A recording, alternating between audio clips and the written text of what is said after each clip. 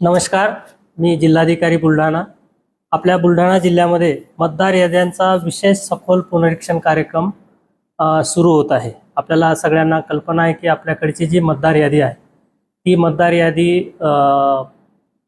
अंतिम मतदार यादी जी आहे त्याचे आम्ही 2 पार्ट्स केलेले आहेत.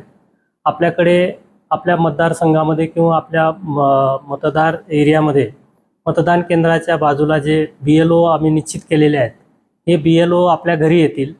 आपल्या घरी आल्यानंतर आमची जी मतदार यादी आहे, अंतिम केलेली मतदार यादी कालपर्यंत अपडेट केलेली, ती मतदार यादीमध्ये आपलं जर नाव असेल तर त्या यादीमधलं नावामधले जो तपशील आहे तो तपशील आपल्याला विचारला जाईल.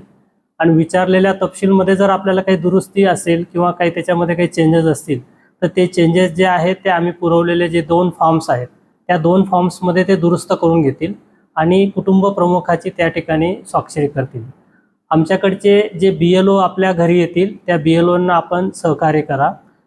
ज्या दिवशी BLOचं आपल्या एरियामध्ये मॅपिंग करून आपल्या घरापर्यंत ते आलेले असतील त्या दिवशी जर आपण त्या ठिकाणी उपस्थित नसतील तर आपला फोन नंबर किंवा आपला संपर्क क्रमांक जर त्यांना दिला तर ते BLO आपल्याला पुन्हा फोन करतील आणि दुसऱ्यांदा आपल्या घरी सर्वेक्षणासाठी येतील. दुसऱ्यांदाही जर आपल्याला शक्य झालं नाही तर आणखी एक वेळा आपल्याला ही संधी दिली जाईल. माझी आपल्याला या संदर्भात नम्र विनंती आहे की या तिन्ही वेळेपैकी कुठल्या तरी वेळेला आपण त्या ठिकाणी उपस्थित असणं आवश्यक आहे.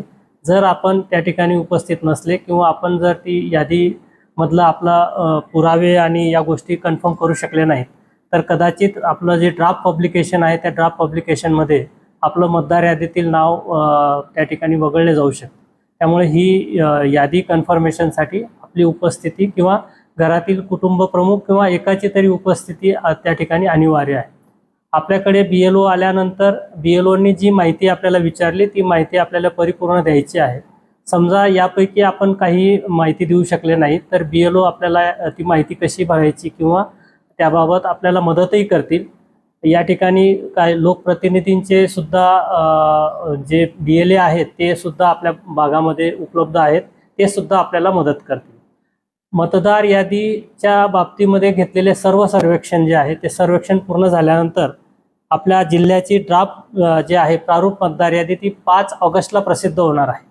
5 ऑगस्टला प्रसिद्ध झाल्यानंतर आपलं नाव त्या ठिकाणी आहे का नाही याची आपण कृपया खात्री करून घ्या. जर आपलं त्या ठिकाणी नाव नसेल तर पुढच्या आपल्याला दावे व हरकतीसाठी सुद्धा एक संधी राहणार आहे. 5 ऑगस्टपासून तर 4 सप्टेंबरपर्यंत हे दावे व हरकती तहसील कार्यालयाच्या आपल्याला निश्चित केलेल्या ठिकाणी आपल्याला फॉर्म नंबर 6, 7 किंवा 8 जो आहे तो भरून आपले दावे त्या ठिकाणी आपण दाखल करू शकतात, जेणेकरून अंतिम मतदार यादीमध्ये आपलं नाव त्या ठिकाणी येऊ शकेल.